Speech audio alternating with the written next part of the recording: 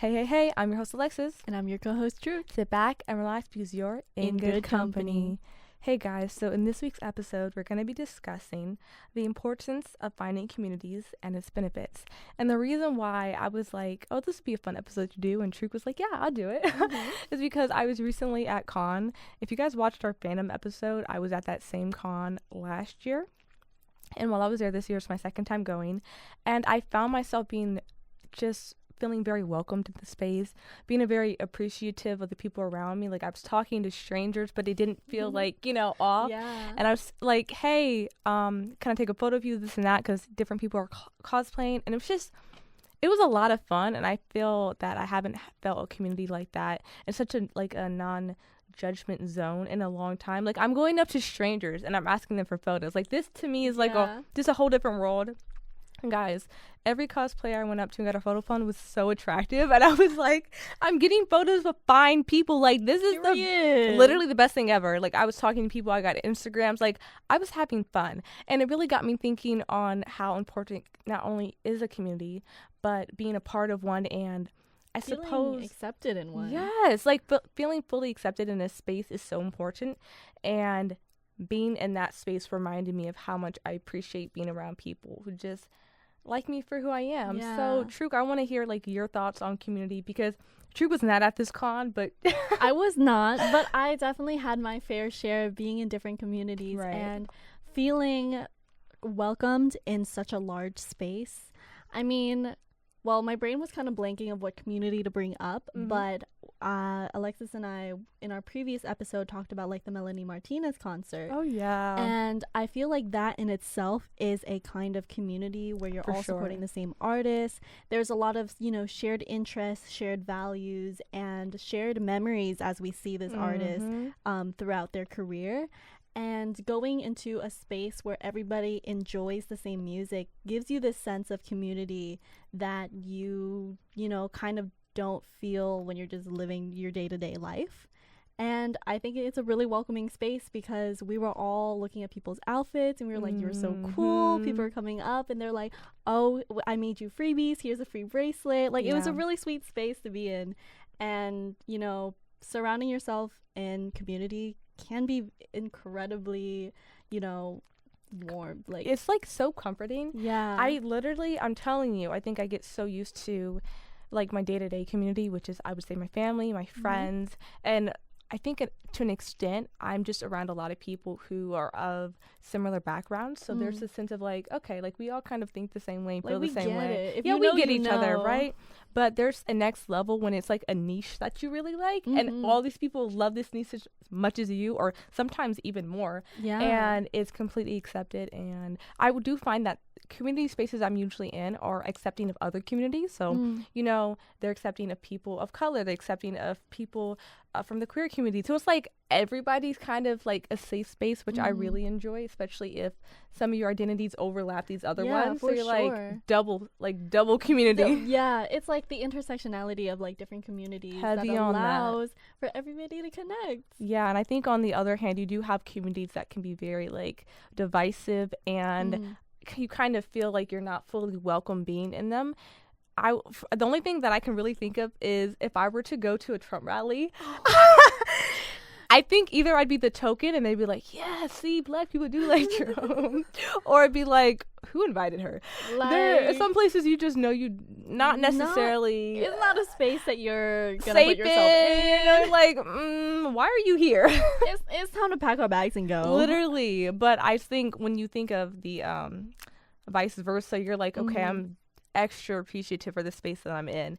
And I think it also just applies to, as I was saying, of course it applies to just like my racial background. Like, I feel safe in like black spaces. Of course you have, and you're invited to the cookout, which is when people are like, hey, like, you can just come hang out. Like, to me, invited to the cookout is the equivalency of saying like, you're adopted into us, like you're one of us.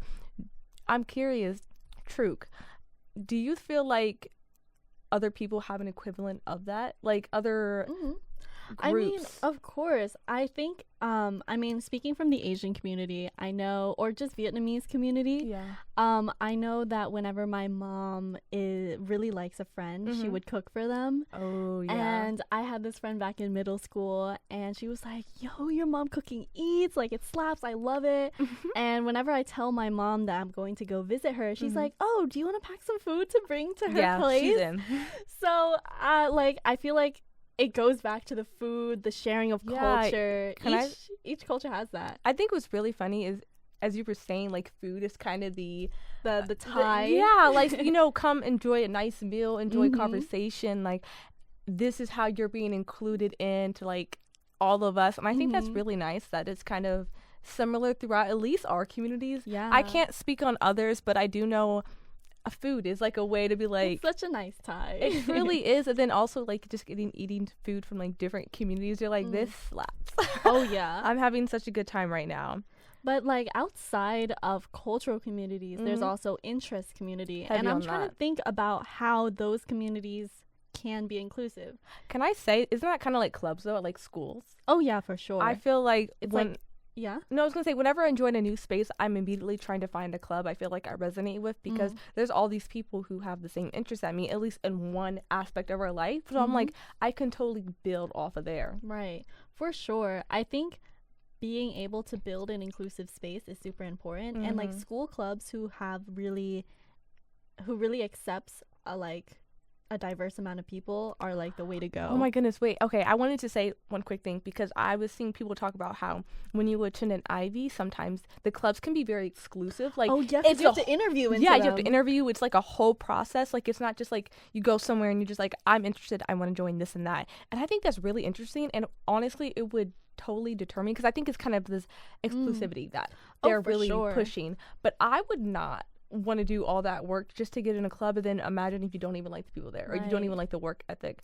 I just think that is so, I don't know, it feels elitist. It feels elitist. I don't really like that. Heavy on corporate America is literally just saying you have to interview, you have to be good enough to hang out with us, and you have to be good enough to keep running with us. No, truly. And I think that is interesting that in certain spaces you have to kind of fight tooth and nail just to prove that, you know, you're interested enough or dedicated enough to whatever you want to join. And also, and I will say, this is kind of, I don't know if this is like, I feel like this is kind of misogynistic in the sense that not necessarily in person have I experienced this, but even if you like anime or like different like Marvel or like the superhero stuff, and you're a woman, I think men tend to think, okay, but how much do you actually know about it, or you this and that. Like, you have to prove your worth as a fan, but you can just be a fan of something. I think you can be a casual fan. It doesn't have to be that deep.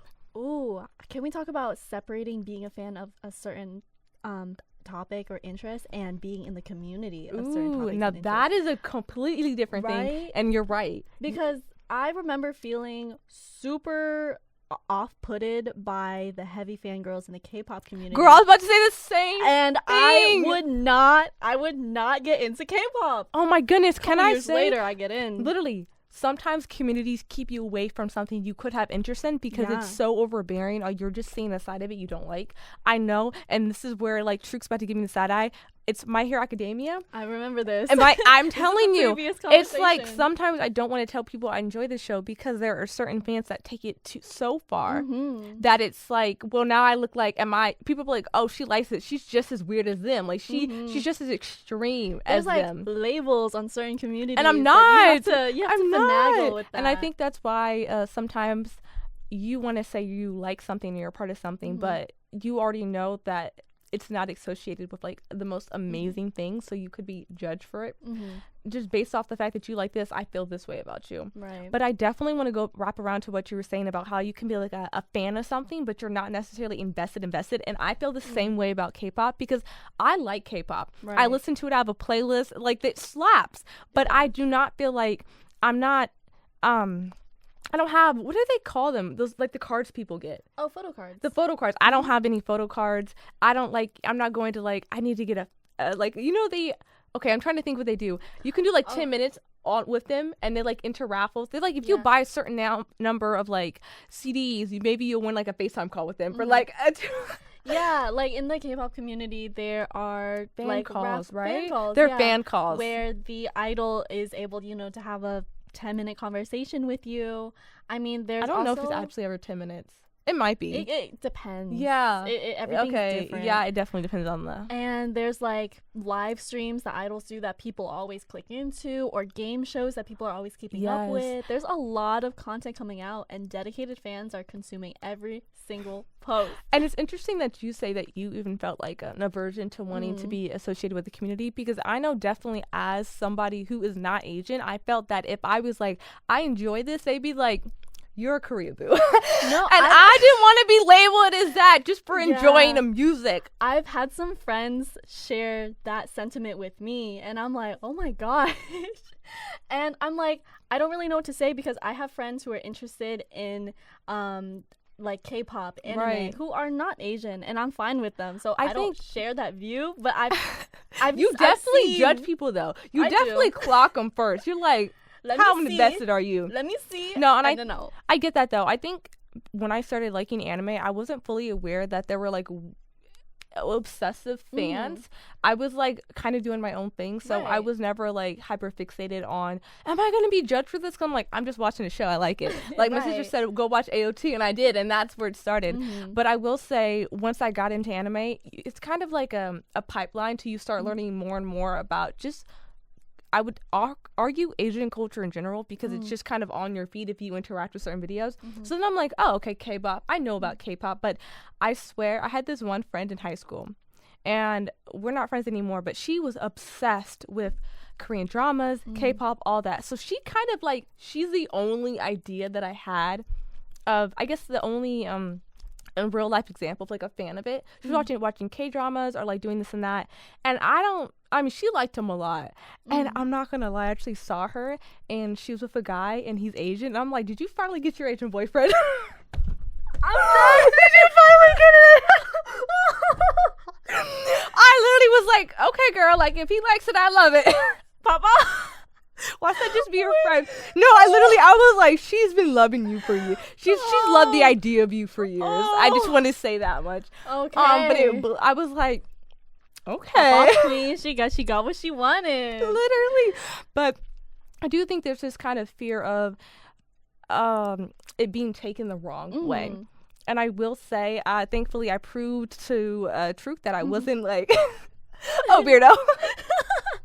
We had months of friendships before this happened. So you're good. But I do think that people can take it too far, and it becomes like a personality for them. Like it becomes an identity for them, because they could run a stan page, or they could have an account dedicated to them. They're updating. All their friends like them. All their friends like them. And it's like their entire community is based off one aspect of their personality.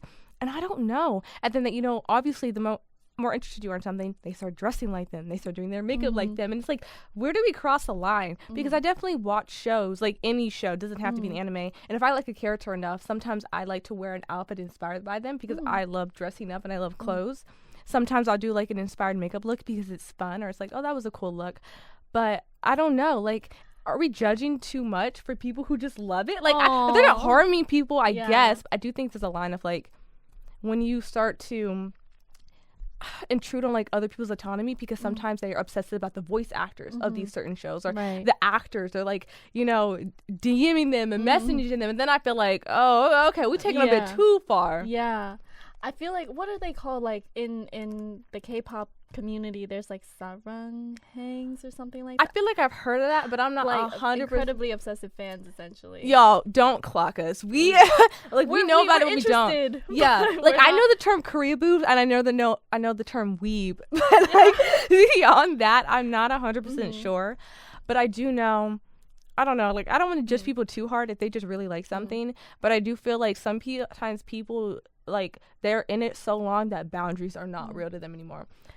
But I feel like jumping back, like we could definitely go more into like the interest part of community, the obsession that kind of ties with it. But like jumping back into what you said earlier about how communities can kind of define you in your identity. I think outside of interest, like cultural communities, heritage communities, I feel like that you can't adjust. You know what I mean? That's so real, because can I talk about how at least for the Black community, I know a lot of people talk about how their when they try to identify with the Black community, if they grew up in predominantly like white spaces specifically, and they didn't have a lot of, you know, Black friends growing up or anything, that when they try to go to Black spaces, they just feel just like they can't quite fit in. And I think it's because, yes, you could be racially, you know, I'm African American, I'm this and that, but culturally, you didn't grow up with the culture of it. And anything you saw was via TV, which is not a great example of it.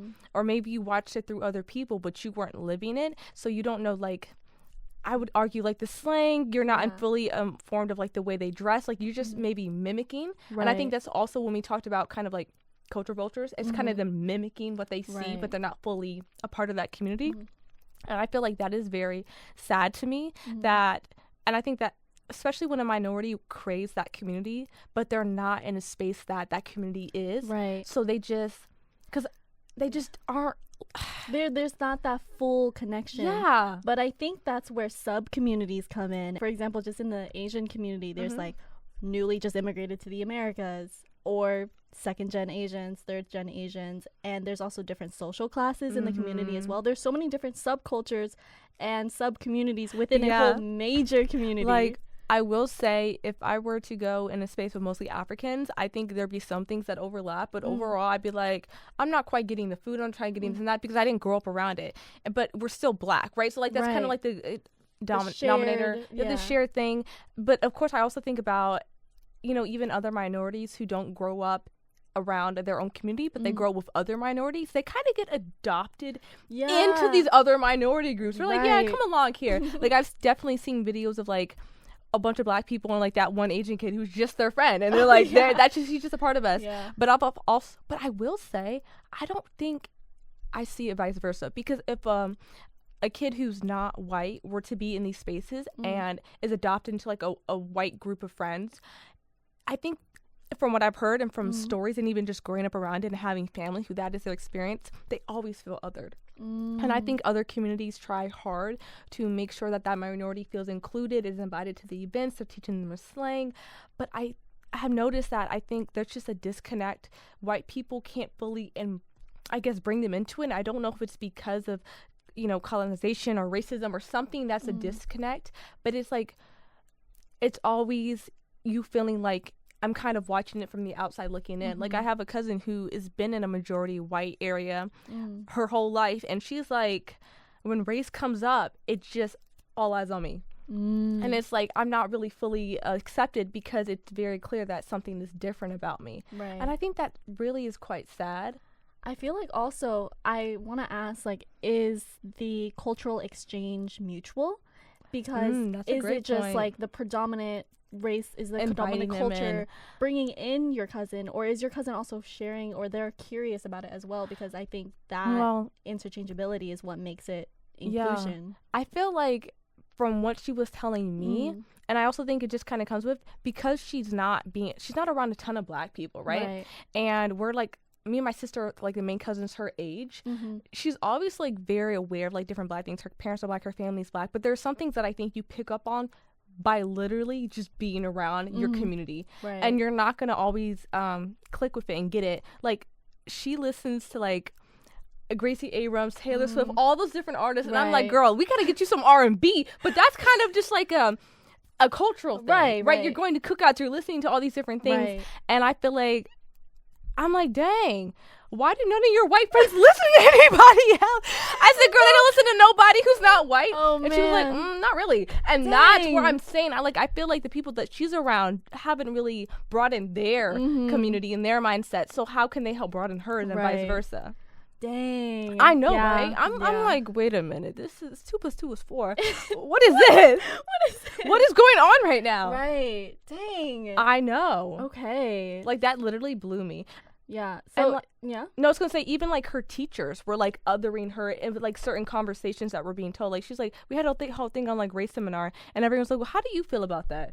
And she's the only Black person there. And she's like, shoot. It's like, there's, you know, she's not the only, she's, like, the only Black kid in her class. There's other minorities, but it's like spaced out. Like, when my sister went to go visit, they were calling my sister by her name and vice versa. And they were like, there's only 2 Black kids in the class. They don't look alike. It's rough. Like, I just feel like, I do feel like sometimes it's hard for it to be accepted full in that community, and that's. And I feel like at some point you can just diverge yourself and leave that kind of community. Yeah, so if you can, obviously. Yeah, but I do think when you try to integrate yourself in spaces that you at least maybe you look more like or you have a common interest, it's still a disconnect because when you get immersed in a culture that you know, or then trying to immerse yourself in a different culture, it is going to be different. There's going to be a shift. You have to readapt yourself and like kind of realign and see what is the social norm here. How do you interact? Exactly. It is going to be different. What certain like interactions mean? What's like popular amongst everybody? Right. How do people dress? Because I know I have friends who are different minorities, and when I get around y'all, I feel comfortable. But there's obviously still things that I don't get because I didn't grow up around that community, and I can't imagine being so not, I guess, so uninvolved in my own community that I feel like being in other communities would be even harder because I'm like, I really don't get it because there's no basis. I think a lot of people of color have like a basis of understanding because racism is so over-encroaching that we're like, yeah, we can have a conversation about something. Right. We have something in common. Right. And like I think like it's so common for a lot of minorities to share like this similar discussion topics of racism that we're allowed to like bring in our different experiences and kind of combine our communities. Yeah. And I think that is really helpful. That conversation is always flowing and whatnot. I even think there's an overlap with some certain foods can be overlapped within certain communities. Like sometimes they serve them a different way, but it's kind of like the same idea. Right. And I just love that. A lot of the times it feels very accepting. I mean, obviously there is anti-everything within every community because there's so much issue with literally racism within the Asian community, and it spreads out. But truly, the roots are in colonialism. so it's really not our fault. It's really not our fault. But I definitely feel for people who just in general, they don't have a community, period. Because I think some part of your identity gives way to you having like a very strong ties with a community, whether that's your sexuality, your interests, your race, whatever it is. So if you kind of feel like a floater and you don't have any like super strong interests, because I feel like whatever you're interested in has to be like, you have to be very interested in it to be to feel a part of that community. Because if it's very casual for you, you're like, I like it, but I don't get it. Like if I was in a room with a bunch of people who liked K-pop, I would be very lost very quickly because I don't know enough about it. Right. No. Like I can speak on this experience. Go off. Go in, please. It's not. It wasn't. I didn't feel ostracized. Like it wasn't a negative thing. But I do think you told me about this. But I remember like being in my high school's K club, and I would sit there and I would listen. Like all of these artists, all of these idols would come up, and like the current gossip, the current drama, and I'm listening, and I'm like, I don't know this person's name. What is going on? And can I say, sometimes even within your own community, if you are not in the loop of what's like on trend, what's popular, what people like, you feel even disconnected from that one. Like a lot of the times there are a lot of things that you like, but if you don't like any of those things, like I know, you know how much flack I get for not liking hot sauce in the black community? I can't beat the allegations. Immediately I'm talking about hot sauce. Oh, you white girl. How the shuck? I got Hispanic people telling me that. Now, I didn't give you permission to say that to me. Let me make that very clear. But I'm telling you, if you don't like something that a lot of people within that community enjoy, then they're looking at you like, what's wrong with you? I'm allergic to Kool-Aid. I'm not beating the allegations, y'all. I'm not. And these are like, you know, more... It's not her fault she's allergic. Literally, these are more superficial things, but they do like lead into bigger, more ties, you know? For real. I think... So I can speak about being in the Asian community and the overall stereotype and the thing that we kind of bond over, like the more surface level stuff, the strict parents, the good grades, being pushed into STEM, computer science and whatnot.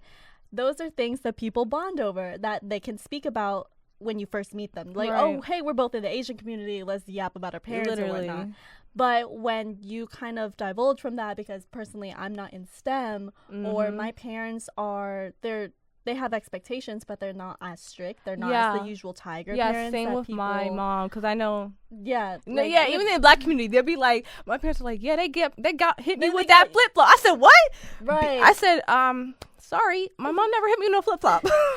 When you kind of lose those like more shallow, superficial connections. You have to find other things to dig into. No, I would say it's shallow, but also it stems from something way deeper For of like real. that need that you have to succeed. You have to do better. And I think older generations like, okay, there are other ways for us to succeed. You don't have to be as overbearing as strict. But it did come from like a real place where, you know, probably you were likely going to have that in common because that's how you had to raise your kid. If you wanted them to succeed and do better, but now, you know, things have shifted a bit. And I hear these stories and I do feel like, I didn't get raised like that. I mean, there's definitely similarities, but I wasn't raised like quite like that. And you feel like, I don't really fit into this aspect of being, you know, this aspect of being a part of this race, which can be weird, but it's not like it's not ostracizing. So. Yeah, like it's never like, the only thing I really got ostracized for is hot sauce. I'm not even gonna lie to you. I can't. They don't play about their spices, bruh. They don't play about their spices. I'm like, bro. Just the other day, me and my friend reading some food, and she was like, "Oh, I can't handle it." She said, "What? You can't handle spice?" She said, "Hot sauce?" I said, "No." She's like, "What don't you like about it?" I said, "The sensation of hotness in my mouth." And she said, "Oh, well, I mean, I guess that makes sense." I'm like, I don't the quick pause, the quick awkward. I guess that makes sense. I mean, I guess, like, yes. Good grief. But I'm like, no, and I have to prove, like, my whole family likes it, okay? Everybody else can handle it. It's just me, okay? I can't defend you on this one. I really can't. Are there any foods that if you don't like within the Asian community, they're looking at you like, really? Not that I can think of. Like, I think spice is a big one in all communities of color. Is it bad that I'm thinking, because I just know personally, even people have looked at me crazy for not liking ramen, and I'm like, well, I don't like like instant ramen or actual genuine Japanese ramen. I don't like any ramen I've had. Well, I don't. But I'm like, dang, that's not even like a food in our community, and I'm getting like hits for this. Well, I mean, because of like, I would assume it's just popular right now. It's popular, yeah. But I mean, okay. I don't like ramen either. I don't like ramen either. See, and I feel like I love instant ramen though. Okay, but I haven't had ramen, ramen I don't like because the sodium is so high that I don't want to get hooked on that. No, you're valid. But I feel so validated right now because even just period defend Gen Z, bruh. Ramen and boba are staples, okay? Oh, yeah. They're like food groups. That's what it feels like. They feel like food groups. And I'm like, well, I don't really like, you don't like ramen? Oh, okay. Wait, can I speak on boba? It's so funny. Go on, boba. People are so astonished when I tell them that I don't like boba, but that's just a general statement. I do like boba. But the thing is, I dislike the basic like honey boba because it gets hard when it's cold. It gets ugly got and all chewy, your reason. and I don't like it. Crystal boba eats. Amber boba eats. Herbal jelly eats. I didn't even know there were different bobas. Oh, that they're just squishy balls. You're learning. No, literally, I am, and this is cultural exchange. I'm telling you, I think I had boba a few times, but like I'm like this chewing, it's not really doing anything for me. And then I definitely saw that one thing about that girl who like kept having boba, and the balls were just in her stomach, and then she had to like get them removed. I said, let me not. Whenever I get boba, I also get less boba because I like drinking the milk tea. I like drinking the slushy more than I like chewing. Interesting. But I do think I think it's always so funny when this is kind of off topic, but just quickly, when different foods from different cultures become very like popular, like mainstream popular, especially within a certain generation, because I don't necessarily see like 60-year-olds be like, girl, let's go get some ramen, okay? Get some boba on the side. Ramen. But like Gen Z, heck yeah, they're gonna have you go get some. Oh my goodness. Oh my gosh, I was gonna say something but my brain blanked. Shoot. Move on. LOL. But no, like moving on to the next talking point that we're going to mention. As I said, we talked about kind of the communities we're a part of, like it based off race, interest, this and that, and how I think they can offer you like a different thing that's being satisfied because within, at least when I was at con, I was like, this is really nice. This is a feeling of acceptance that There are definitely Black people who like anime because they have a whole name. What do they call? Why am I blanking on what they're called? Oh, I heard of that. Blurds, Black nerds. I think. I think you're right. I heard about that. Yeah, term. So they definitely exist, but subgroups, sub-communities. But I think my own in-person Black friends didn't like it. So respectfully, like different communities have different likes and interests. No, 100%. Different people have different likes and interests. So even like any of my friends, all the different groups, like I had a few who liked anime, but it wasn't like I had like a distinct group. Like we were like, I love this as much as you. Like I'm wearing, like we're yapping about it, we're doing this and that. So it was nice to go somewhere and be like, oh, this is cool. Well, shout out to my Black friends who do like anime. I know y'all exist. You're just not in high numbers, okay? So I mean, y'all community have Megan Thee Stallion. Hey. Literally, like, that was all we. She is the lead. She gave us so much street cred. I'm telling you, like, changed the game. No, her cosplays every year. Okay, so for our last talking point, like, Alexis, I want to ask, like, when you feel fully accepted in one's community, like, how do you feel? Like, how does that help you feel in your sense of self and all of this? I know we kind of touched on it, but to really, like, hone it in, for me, the biggest thing that I do feel is just I mean, of course we talked about being accepted, but it's this happiness. Like when I was at con those 3 days, I felt like I was at Disney World. Like I was so happy. Like I just had so much joy in my heart because I was seeing people dressed up as my favorite characters and they looked really cool. Like these people really committed and like put in the work, and I were like, hey, can I take a photo of you? So now I'm taking photos with my favorite characters and I'm like, this is so cool. And then you get to see people's like creative spins on the things they do. Of course this applies to other communities as well, but when I was thinking specifically about the con I was at, I was like, this is just so, it feels homey. I'm in this big building with all these strangers, but it feels like I am in another way. I'm at like another home, which I really appreciated. It made me want to go to like more conventions and even like find more community groups that I could then different be gatherings. a part of. Like beyond just I like anime, but I have a lot of other interests and I want to find more people who like it as well. Because I mean, growing up, clubs, I always did like theater, you know, I branched out and I tried some other clubs and they did feel very like home-like, but they also were like work. And I think in the sense that we were always like doing something, but this was just like pure fun. Like do what you want, spend your money, dress up, be silly. Like my one friend who went was like, I felt like I needed to be in cosplay. Like I felt like out of place wearing normal clothes. And I think that gives you a sense of like, obviously no one's judging you for it, but you can really just full like nerd out. And I like that. And there was people of all ages. Period. People who were like 80 in cosplay in wheelchairs. Fun. No, I'm so serious. And then you had people who were like young. You had kids there with their parents. You had people of all ages. And I really like that. All races, all ages, all backgrounds. And I'm like, this is really like the diversity. Very accepting. Yeah. I'm like, okay, I like it here. Yeah, and honestly, just for like my take on that is like it brings you such a like feeling of peace when you can walk in and feel like you can just show up as is without the need to kind of filter yourself a certain way. Heavy on that. And like, yeah, I think you said it perfectly with your experience because you felt homey, you felt included, like no judging, no judgment zone essentially. And I think our generation kind of finds these spaces online because that's kind of what we have access to. But this is a topic that I'm really interested in, and we don't have to dive in it today, but have you heard of the term third spaces? Maybe. I know I've heard of I've heard of the concept of basically, I don't know if it's the same thing where you have like different spaces for different people and like they provide different things for you. No. Okay. This is completely different. Let me dive into third space because I learned about this term a couple years ago and I've been obsessed. So essentially there is this theory, I forget the person who came up with it, but the theory is you have your home space and you have your work/school space. Okay. And right now capitalism kind of limits us to only these two spaces, and that's the only two places we're traveling to. But there is an importance of a third space where there are no expectations to perform a certain like work, right?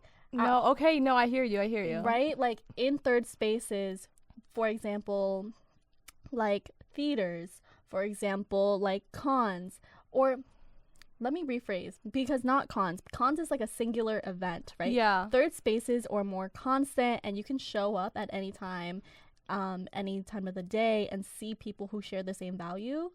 where you're allowed to just socialize. Like, this is a socializing space. Yeah. I love that. Like, you let your walls down, basically. Correct. And it's a space where you're not expected to work. I would even argue perform. I feel like a lot of time you have to put on a performance, especially, I'm not gonna lie, for minorities who feel like they have to put on a double performance for maybe the people around them. So like they're not switching. Right. They're not perceived a certain way. They don't want to be, you know, easily targeted for certain things and get a bad rep. So I think it can be extra exhausting for certain communities that have to always be like, okay, I'm acting. Right. Especially, jumping back to the third spaces thing, because my brain just came up with another thing.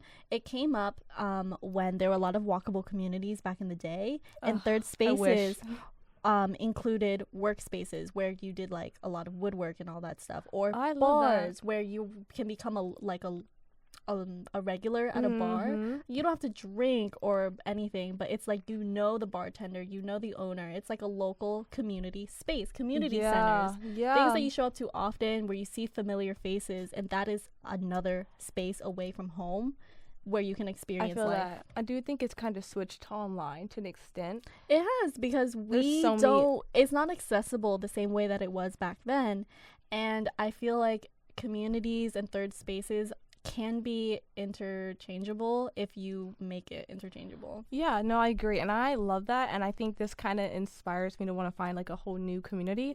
I know I'm very excited. There's so many different clubs at the new school I'm starting. And I'm like, I can't wait to just be a part of a whole new community via these clubs. I think clubs are probably the easiest way to do third space idea. In school. Yeah. Because hopefully, depending on the club, it kind of, you're at school, but you're not. Like, I feel like you almost like could see a different side of your classmates and your peers, because like I'm fully like, because you're not expected to perform as a student. You're expected to perform about what you're interested in. And I think that's why certain interests like theater is very demanding. So like even after school's over, it was like, okay, now I had to have my lines memorized, I had to know my staging and my blocking. So it was like, it was fun, but it didn't always feel like an outlet. Like it, you know, I enjoyed it, but it was also work. Right. And I just want a club that is just pure adrenaline and fun and like silliness. So can I say though, sometimes people find a lot of purpose in working on something that's true that they're passionate about. Right. And like bringing that whole end product together with a group of people. I agree. I will argue one thing I think of like specifically is when people try and do like elaborate cosplays and they go to these spaces, people are like, oh my gosh, I love your look. And I think that applies also for like, obviously I'm thinking of things I did like theater, or like you're in a certain group and maybe you're learning something new. Like let's say you're like with a skateboarding or like an ice skating club and you're trying to learn a new trick and they're all supporting you to learn this thing. And it's like, this is you know, it's kind of a community because you're all invested in one another, getting better, doing better, and succeeding. And I love that. I think it's kind of sad to me when people join clubs just to like network and like, I feel like that's just like extra school. You gotta have at least one thing that's just like for you. I've always joined clubs just for the hee-hee-ha-has, because it's like, it's extracurricular. We'll learn what we learn on the way. You're supposed to experience life. You're supposed to experience people. And I do say my last talking point is I really do hate that some like like when you have free time, it's kind of been pushed to, okay, what activities will you do that make you look better for college, jobs, this and that. So like it even takes like extra time that you would have extracurriculars into something that you also have to strive to be the best at. What I think is unfortunate, and that's why people feel like they don't have spaces to decompress or like relax, and that's why your decompression like turn to like TV or like sometimes books, but I don't think that's enough. Right. So I think interesting talking points that we have left on. Something for you to think about. Do you have your own community? Do you not? Like, do you want one? What would it look like? I just have a lot of questions. Like, give us your thoughts down below. We'll definitely be reading the comments. Heavy on that. But closing bits? Yes, closing bits. Okay. Any song recommendations this week? Yes, y'all. So when I was at con, because I was just there, they were playing music, and I Shazammed a little bit. And I don't know, I've heard of Twice, but I don't listen to Twice. And they played The Feels by Twice. I think they're a K-pop group, like K-pop girl group. And they ate. And I said, yeah. This is added right to the playlist, and I got home and I danced to it, and I said, this is a vibe. I was like, this is fun, but yeah. Okay, period. That's my song. So something I saw on TikTok this week, it's not as educational as last week, but it's super cute, super fun, where there's this group of girls who are taking photos, and they said when you both hit your speed limit birthday a day apart, where they were taking pictures next to the speed limit 25 miles an hour because they just turned 25. Okay. And I think that is such a cute little trend that's like about I didn't even know that up. was the thing. It's recent. When did they post this? Okay, well, anybody who's turning 70, don't do that, okay? Don't. Anyone who's... The baddie grandmas hit it Heck to the no, they hit somebody, hit a tree. You're taking a picture next to the sign. You're not driving. Oh, why did I think there was... No, girl. But they posted this video like 2 days ago. Oh, that is cute. So they're doing a photo shoot next to the speed limit sign. Oh, and I love it's that. super cute. And there's kind of like a little mini sub trend happening at the moment, and I think that's fun. I don't know, where For You page are vastly different. Yeah, girl, we got 2 different For You Very 2 different, but send me those clips. Yeah, and I'll put it in the description. Y'all can see it. It's cute. Final little wrap up. I want to say shout out to Bobby and shout out to the Humanities Department. Woo! Bye, guys. Bye. Oh, and guys, look at my shirt. If you know JJK, it's this artist, and she drew them as little bunnies. Did you just get this at con? Yes, That how is cute is super this? cute. Yes, but anyone wants to show it off. Shout out to her. Bye.